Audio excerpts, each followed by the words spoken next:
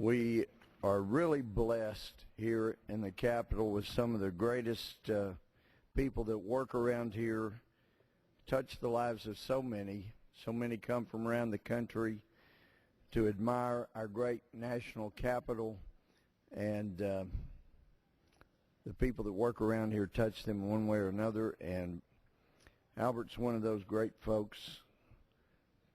Seems every day we see him with wounded warriors. In addition to his regular duties as a tour guide, he's carrying wounded warriors, taking them through the Capitol, doing poems for them, having them signed by members of Congress, getting them entered in the record, getting them to individual warriors, and he just does a great work. So I'm quite pleased my friend Steve King read that into the record. The truth is, freedom is not free, and we're surrounded by people who have given a great deal, given limbs, given so much. I was standing by a Gold Star mom in Texas this past week, and I really wasn't sure who gave the most. Her son gave everything, gave his life, but his mother gave her son. We're told by Jesus that greater love hath no one than this, that a man lay down his life for his friends. This nation has experienced so much love by people who have laid down their lives for their country, but at the same time, millions of parents have given their children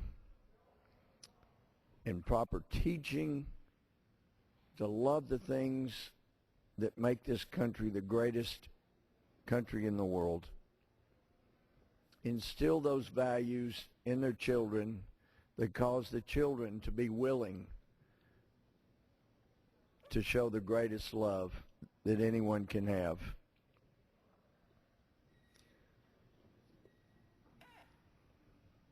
I do know from being so close to parents who've given their children that is an unfathomable love, to care about your country, its freedom so much that you're willing to risk a child's life for the good of others and ultimately give that child for the good of the country. So terribly difficult. So we have people on foreign soil who are risking their lives, some who've given their lives for this country. We have law enforcement, we have intelligence agents, agents of all kinds of parts of state, local, and federal government who put their lives at risk every day so that we can enjoy the freedoms we have. We owe them not to be stupid about the way we carry out the government's business and the way in which we protect the citizens of this country, the people in this country, from all enemies, foreign and domestic. Now, we have some very noble patriots that serve at the various levels of our federal entities that are charged with keeping us safe. Having visited with Secretary Panetta that called me a few weeks ago, having had multiple conversations with Director Mueller as director of the FBI, so many others in our federal law enforcement, our federal justice. We've got a great lot of noble people. But here again, we cannot be foolish about the way we go about protecting America. There are people that have been at war with the United States since 1979. President Carter hailed the Ayatollah Khomeini as a man of peace as he came back from exile, and for the first time in so many years gave a foothold for radical terrorizing Islam to have a country in Iran. Americans soon found out the price of bad judgment in international affairs. Not too long thereafter, there was an attack against the American embassy in Tehran. I know at Fort Benning, Georgia, where I was, a lot of folks were put on alert. Maybe necessary for us to go and defend this nation, because an attack against a country's embassy is an attack against that country. It is an act of war. So there was an act of war committed in Iran in 1979, and our response was so benign that it is still being used as a recruiting tool by radical Islamists today to show how Americans are not very smart, don't have a stomach for a strong fight, so we can still prevail. We had a benign response in 1983 after the attack on our Marines and the loss of around 300 precious Marine lives in Beirut. The response was to pull them out without a fight. So many times we've been attacked in the last 30 years, acts of war, and we fail to recognize what they really were until 2001, when most of America woke up at that point, that there are people who want to destroy America. When bin Laden wrote that they had spent around $500,000 to train those people and to carry out the mission of crashing planes into American buildings to destroy buildings and to kill thousands of Americans. Apparently they were hoping for more in the range of 50,000 or so to be killed in the Twin Towers. But, as bin Laden has pointed out, an investment from their standpoint, the way they saw it, of around $500,000 cost America trillions and trillions of dollars.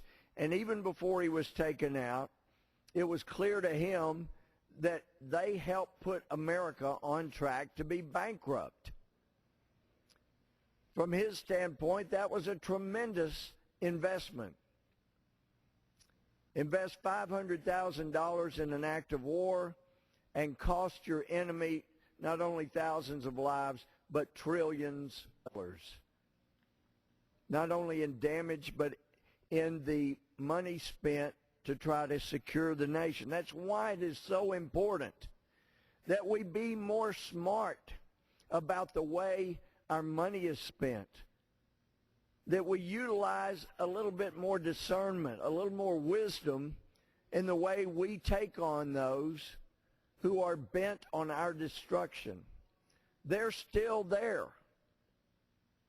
And the Taliban's strength, as both Senator Feinstein and Representative Rogers, the two chairs from the Senate and House, respectively, of our intelligence, our Homeland Security, well, I guess intelligence,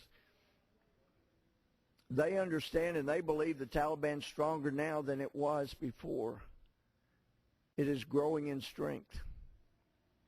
We have not been very wise about the way we took on an enemy that wants to take this country down.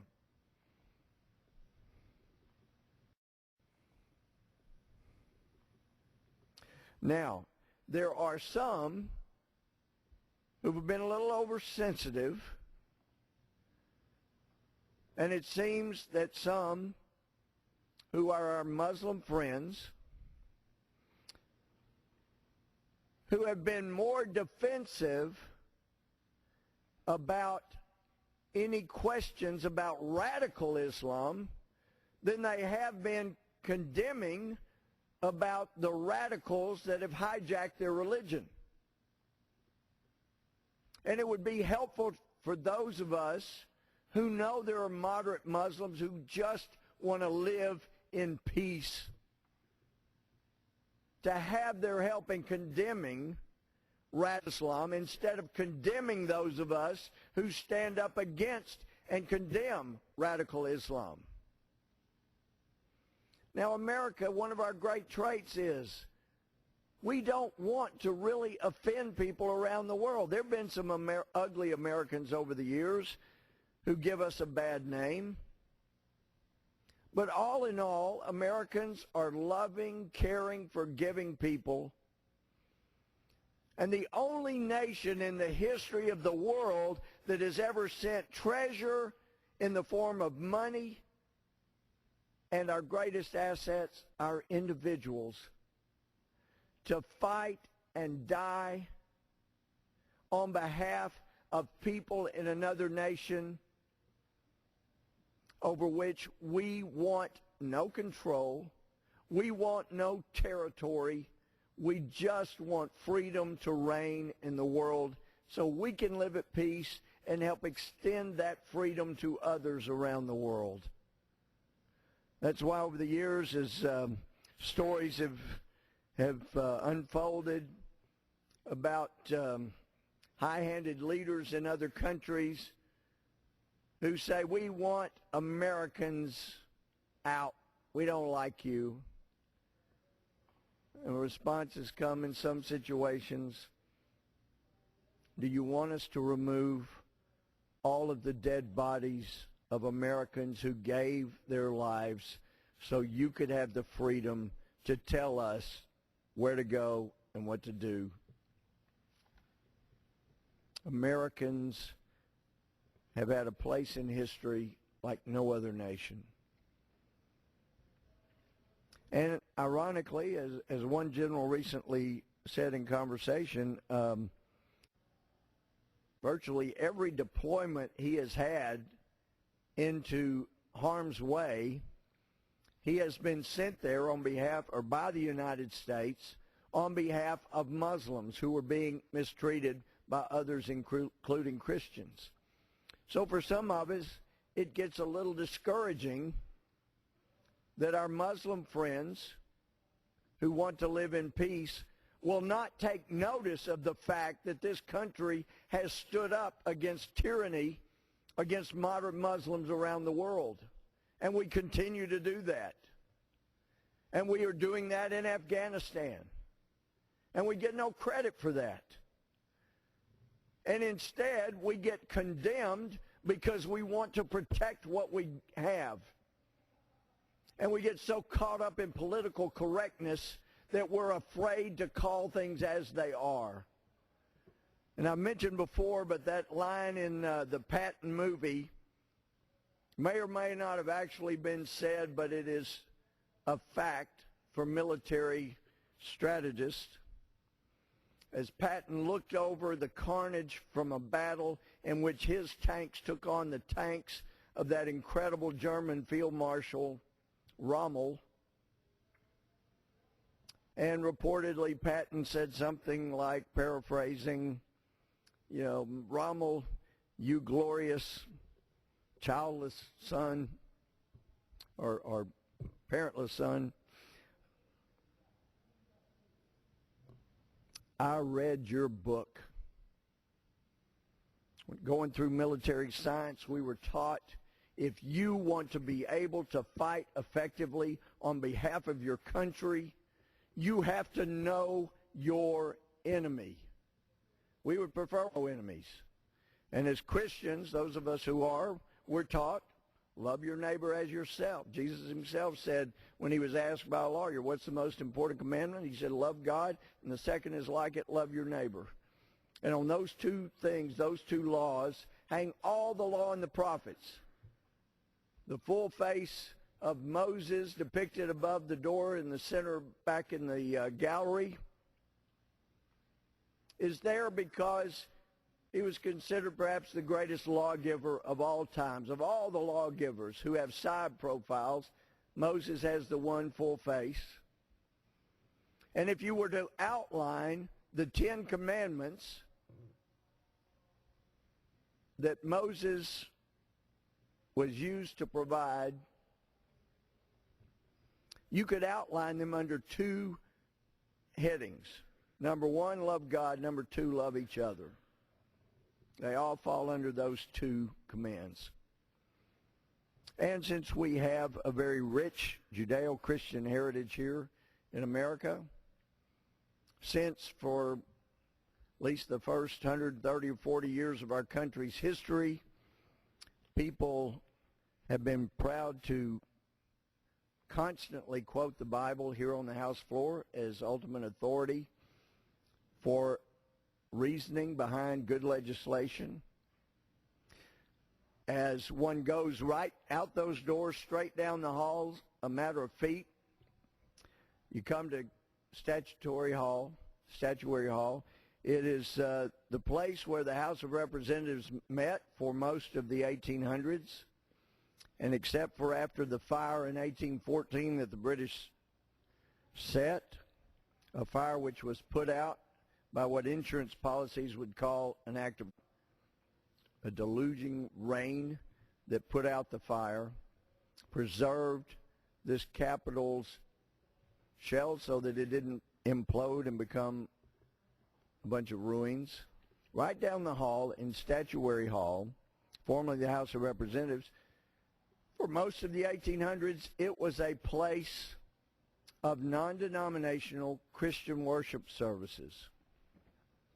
I hope one day we'll have a plaque down there so the 15,000 or so people a day that come through can read and understand that the man, Thomas Jefferson, who coined the phrase separation of church and state, not in the Constitution, as most Americans barely believe, but in a letter to the Danbury Baptists about why really we shouldn't have an official denomination of the Christian religion. Jefferson attended church virtually every Sunday. He was in Washington, just down the hall. They had non-denominational Christian worship services. So it is amazing the lack of education that has occurred in recent generations, so that you could have one of the cable channels, BSNBC or something like that.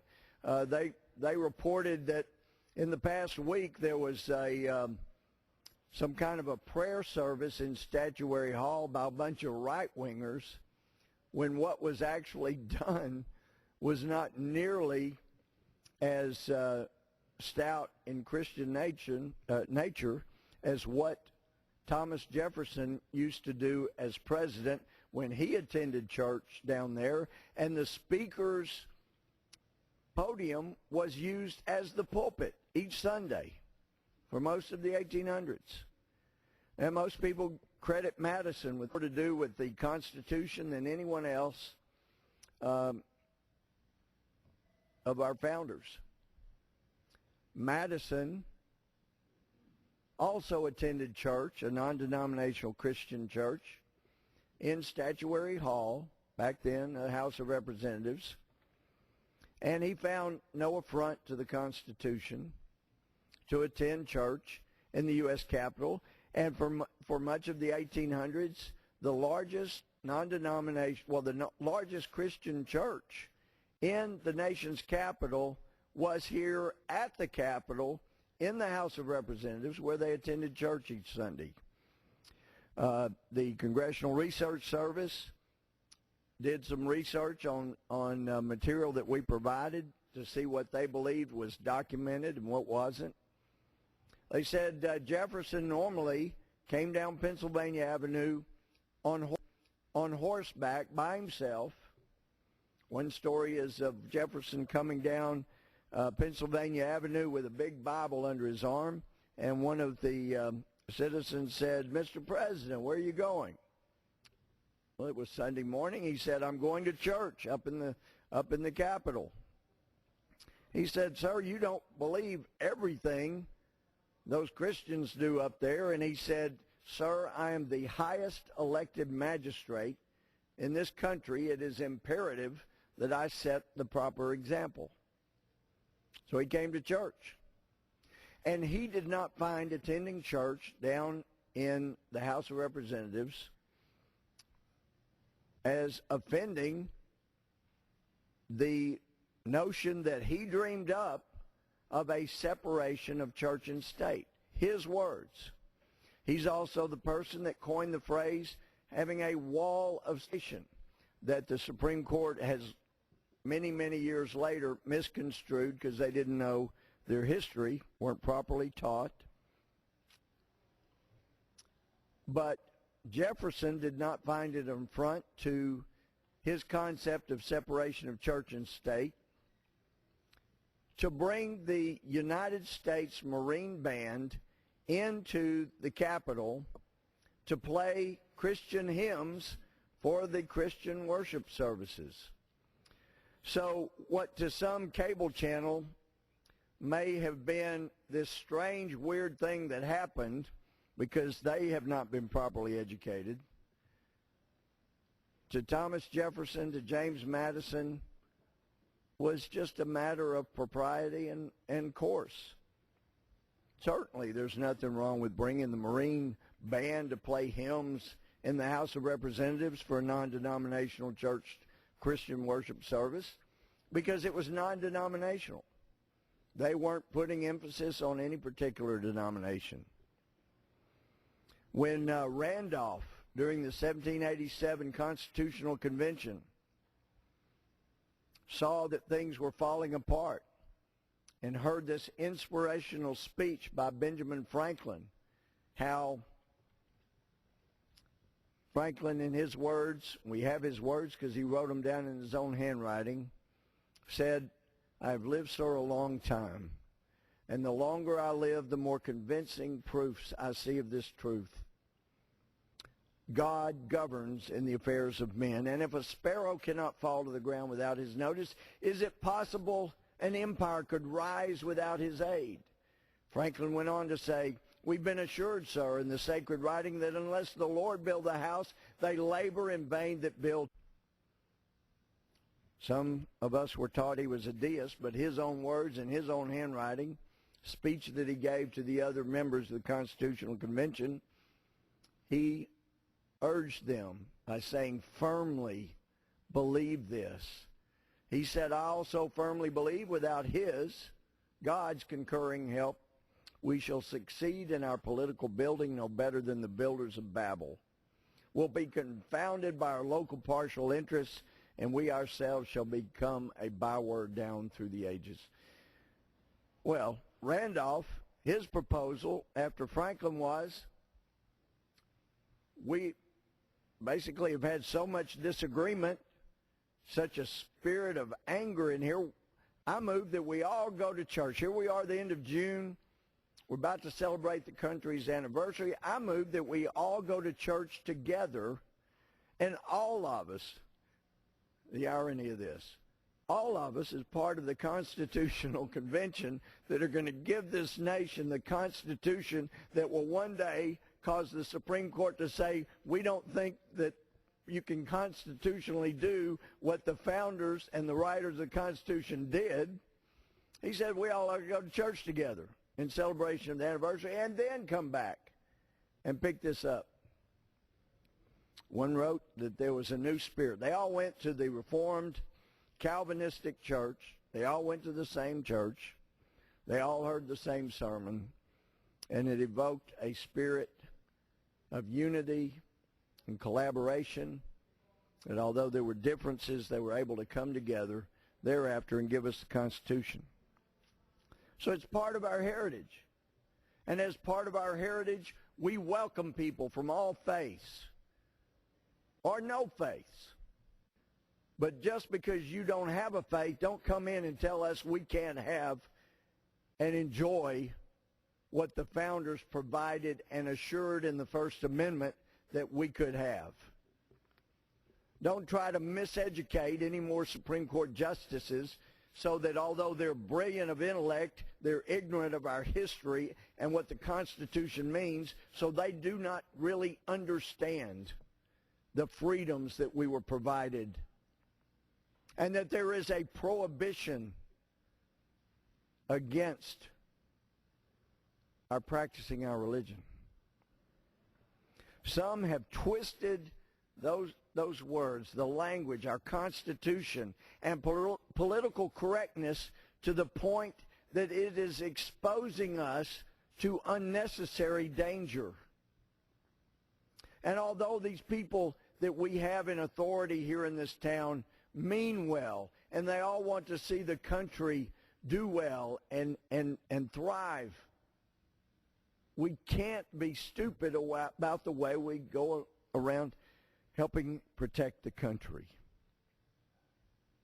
So, we have people in America that are more concerned with political correctness and more concerned that someone does not get offended while we are fighting for our nation's life, fighting for the nation's existence against powers that want to destroy us. They're concerned we might offend somebody. We might offend those who want to kill and destroy us, and what's worse, we might offend someone who is a moderate and practices under the name of the same religion of those who want to destroy us. And just like I was pointing out, you can't defend yourself unless you know the enemy that wants to destroy you. 9/12 was a day like I've not experienced in my lifetime. We were scared. Americans across the country came together. We prayed. We didn't care about political correctness. Courthouse squares around the country, we grabbed hands. We did in Tyler, Texas. They did all around the country. People holding hands and singing hymns, singing Amazing Grace, singing God Bless America, people praying for God's protection once again, just like Ben Franklin told us we would have to have, or we would succeed no better than the builders of Babel. We came together. And for that day, and for a time thereafter, there was no such thing as a hyphenated American. There was no Euro-American. There was no African-American, no Asian-American, Native American. There were Americans here in America. And we were concerned about having a future for us and our children, and hopefully their children and their children. And we were smart for a short time. And in a bipartisan way, this chamber came together.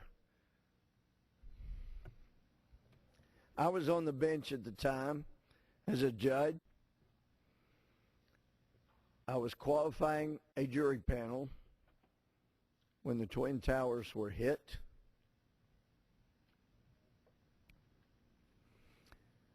Nobody was concerned about hyphenated Americans because we were Americans.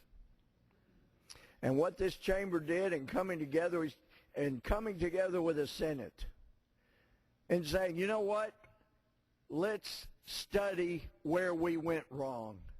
And a bipartisan commission was put together to study in complete candor what had gone wrong. How did the worst attack against America on its own soil occur without us realizing what was coming? We had the 9/11 Commission report that came out of that.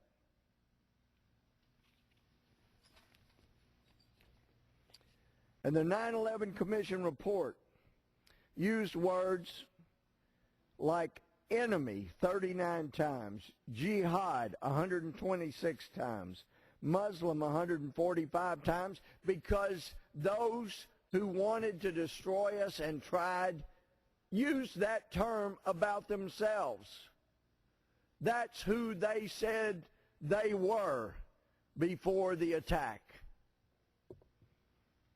They used terms in the report 322 times like Islam, because those who attacked us in the worst attack in our history on our soil used that term about themselves. And I am very sorry for our moderate Islamic friends who want to live it with all Americans because they're Americans. And I'm sorry if people are offended that those who hated us so much they would bring down the World Trade Centers, try to wipe out the Pentagon, try to wipe out what some say is the most recognized building in the world, this Capitol. I'm sorry if they're offended that those people call themselves Muslim, they call themselves Islamist. Muslim Brotherhood was mentioned 5 times in the 9/11 Commission report because it was important. There was an interwoven nature to what was going on and the attack. They used religious, that word 65 times. They mentioned Hamas 4 times. They mentioned Hezbollah 2 times. They mentioned Al-Qaeda 36 times. They mentioned Caliph 7 times. They mentioned Sharia twice.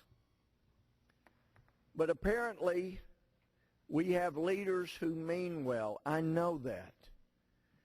Who think they're protecting America, who are more concerned about not offending people who don't want to hurt us than they are about just speaking truth. And how can you deal with an enemy unless you're willing to recognize them in truth? So now, because of the very recent months, the FBI counterterrorism lexicon, this effort by our FBI, it's gone on in the Justice Department, it's gone on in the Intelligence Department, it's gone on in the State Department, on in the White House itself. They're leading the charge. We don't want to offend anyone. So no longer can an FBI agent who is new, someone who may barely remember what occurred on 9/11, they're not allowed to be taught what the enemy who attacked us said about themselves. They're not allowed to be taught what they said motivated our enemy. How can you deal with your enemy? How can you take them on and win that fight and come out victorious unless you recognize what motivates them? Because when you know what motivates them, you predict more likely what they will do next. That's why there are novelists in America who do a better job of projecting where we will be hit next than our own government intelligence agencies, our own government FBI. It's why when some noticed that there was a soldier on Al Jazeera saying exactly what Major Hassan had said, in essence about how being a Muslim, if he were sent to a Muslim country where he might accidentally kill another Muslim for one of the unrecognized allowances to kill another Muslim, then they would have to act up and kill Americans to avoid having to risk go to a Muslim country and kill a Muslim. Guys saying basically the same things Hassan did before he killed 13 of our precious service members in an act that political correctness this administration now refers to as workplace violence. Well, I came to know and love some Pearl Harbor survivors. They had no idea that what they experienced at Pearl Harbor, according to the thinking of this administration, was an act of workplace violence, where someone came into the workplace of all of these civilians and all of these soldiers and sailors and Marines in Pearl Harbor and killed them in their workplace. They didn't understand that because that's not what it was, nor was it workplace violence at Fort Hood. It was an act of war against our military. And I'm grateful we have members of the House and Senate that had the foresight to file a bill to make sure that they should have Purple Hearts, because it was not workplace violence. They died for their country. They died for freedom. They laid down their lives, which they knew were at risk from the moment they took the oath, just like all of us who have been in the service have taken. Political correctness must be set aside so that we can speak candidly and truthfully.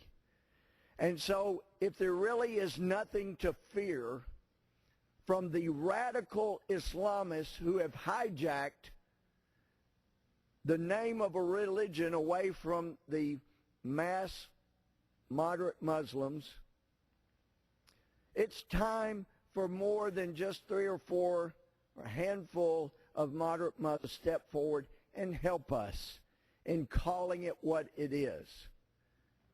Now, I recognize that for any Muslim to step forward and condemn another Muslim, it is a very, very risky proposition. And it's far more risky for them to do that than for an infidel, considered infidel like me, to step up and condemn radical jihadist Islamists. Because I'm already an infidel in their eyes. But moderates know that if they speak out publicly, they could be targeted for turning on their own religion. And among the radical crazies who are trying to hijack the religion, they get angrier at a moderate Muslim than they do an infidel for speaking against another Muslim. So it is very risky for a moderate to step up and join those of us who want to recognize accurately what our enemy is. But in the name of political correctness, not only have we cleansed our national intelligence strategy, which is becoming a misnomer. How can you have intelligence if you're not allowed to recognize your enemy for what your enemy calls himself? Our FBI counterterrorism lexicon, how it's been cleansed of the terms that those at war with us call themselves. And it is important that we learn from our mistakes, because if we refuse to learn from our mistakes, we're going to keep making them. Most people have been taught the old adage, those who refuse to learn from history are destined to repeat it. We should not have to experience another major attack on our own soil and the loss of thousands of American lives before we have another heartbreaking day like September 12th of 2001, where we come together, embrace, and say we're not hyphenated Americans. We're not hyphenated Americans. We're Americans. We're one people, and we will stand together. We shouldn't have to have more Americans killed as they were on 9/11 to bring us together like that. But I beg Mr. Speaker, of my colleagues, let's help educate our federal government that it's okay to call someone a radical Islamist if they've called themselves that. And it's okay to describe people in our FBI counterterrorism lexicon, in our intelligence materials, what the terrorists themselves call themselves. It's okay. And we won't be mad at each other when we do that. Because what happens when we try to become too politically correct, we have things like the FBI and a wonderful director who I believe unintentionally has hurt the FBI by his 5-year up or out policy, which we now know has cost us thousands and thousands and thousands of years of experience by running off our more experienced FBI agents in favor of agents in charge who may go from having 20 years of experience to having 5 or 6 years of experience, to may not even been out of college at the time of 9/11, now being in charge as the most experienced people we have in our offices around the country. That's hurt us.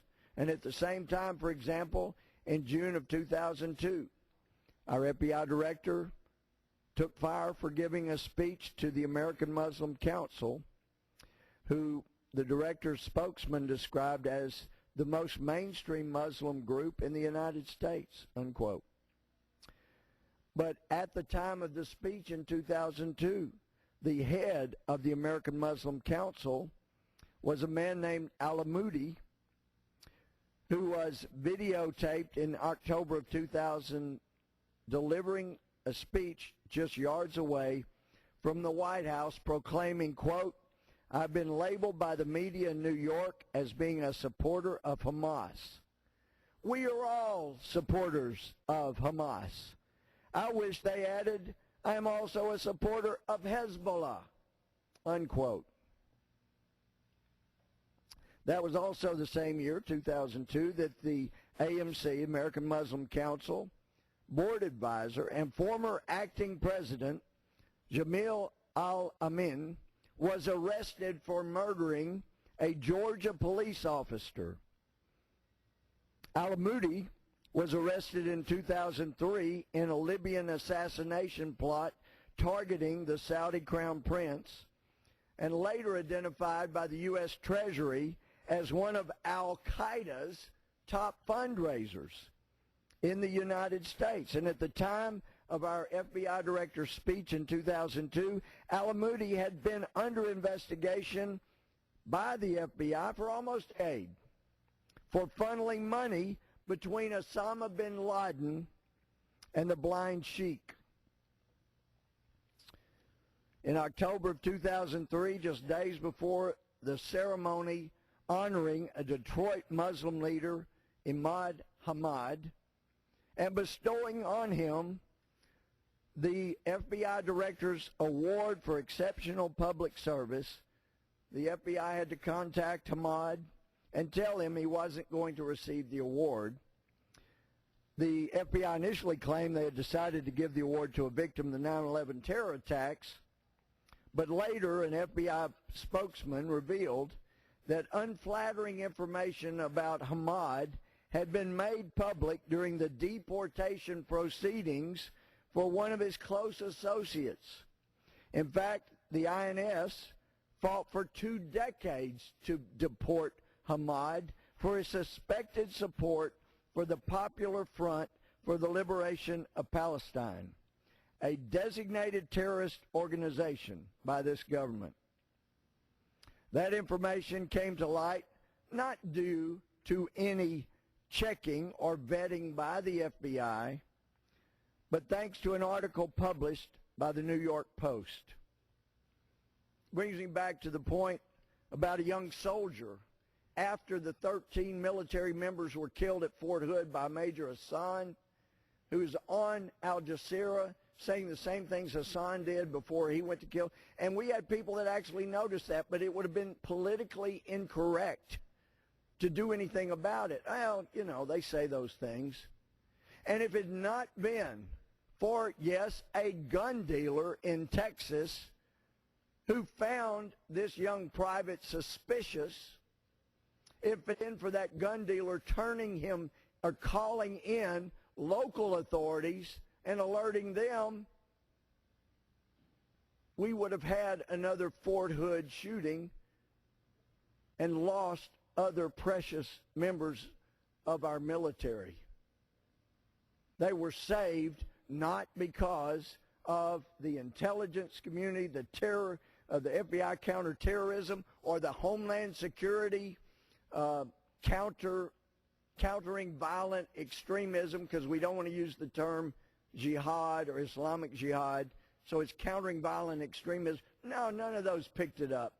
There were people who noticed that reported it, but nothing was done because it might be politically incorrect. They risked the lives of our precious military in political correctness, and if not for the work of a gun dealer in Texas and local law enforcement jumping right on top of it, we could have lost military members.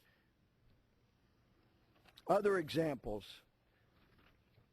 Palestinian Islamic Jihad leader Sami al-Arian had meetings and conversations with high-ranking officials at the Justice Department, Homeland Security Department, despite being the subject of FISA wiretap warrants since the early 1990s and having his home raided in 1995. He was still having meetings at the DOJ, Homeland Security, having access to our government's inner sanctum. As part of a plea agreement, al-Arian admitted to being part of the leadership structure of the terrorist group. And they were meeting with Sami al-Arian in 2008.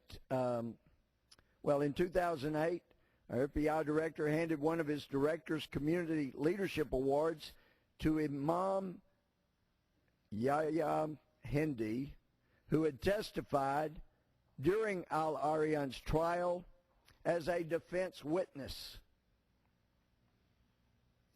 Hindi had served as a moderator during a 2000 fundraiser for the Benevolence International Foundation, which was shut down in November 2002 by the U.S. government and designated a terrorist organization for its support of al-Qaeda and a number of other Islamic terrorist groups. An FBI agent testified during the Homeland Security or the Holy Land Foundation trial that CARE was a front for the terrorist group Hamas. The FBI was publicly forced to sever its ties with CARE. They had all this information, and yet they continued to, as their own information says, partner with CARE, though CARE, they knew we had evidence, was partnering with terrorists. In September of 2010, known Hamas cleric Mustafa, who was a part of a 6-week FBI Citizens Academy and was treated to guided tours at the top-secret National Counterterrorism Center, also of the FBI headquarters and the FBI Academy at Quantico. Mustafa's participation in the FBI program came after he was personally named and a co-conspirator in the Holy Land Foundation trial, and after his appointment as a Muslim chaplain to the Illinois State Police had been revoked. Illinois had already figured out what he was, Dulles area Muslim society, or they call themselves Adams for short. I'm sure John Adams appreciates that. He is the current president of the Islamic Society of North America, which also was a named co-conspirator to fund terrorism in the Holy Land Foundation trial, and both the District Court and the Fifth Circuit Court of Appeals examined the record and said there's plenty of evidence here to support their being named specifically as supporters of terrorism. But in November 2005, Majid was awarded from the FBI for the Imam's cooperation in the war on terror, claiming, quote, Majid regularly tips off the Bureau. But in a letter to the Adams Center community, the very next day, Majid told his mosque members he did no such thing. Majid made clear that he never reported on anyone in the Muslim community, and his relationship with the FBI was one-sided, with the outreach meetings, quote, are solely to create avenues to work with law enforcement to preserve our civil liberties and civil rights. Quote, Majid has met with top DOJ officials urging the criminalization of criticism of Islam. It's okay to burn a Bible. It's okay to criticize Christianity and Judaism. It's okay. Police allowed people to scream and cuss obscenities about God during a prayer at a tea party, but not okay to be critical of these people. It's time to wake up. It's time to set political correctness aside. And, Mr. Speaker, I would ask that this letter signed by 22,000 Americans begging us to end political correctness that risks our liberty be made a matter of the record. Thank you. And with that, Mr. Speaker, I would yield back.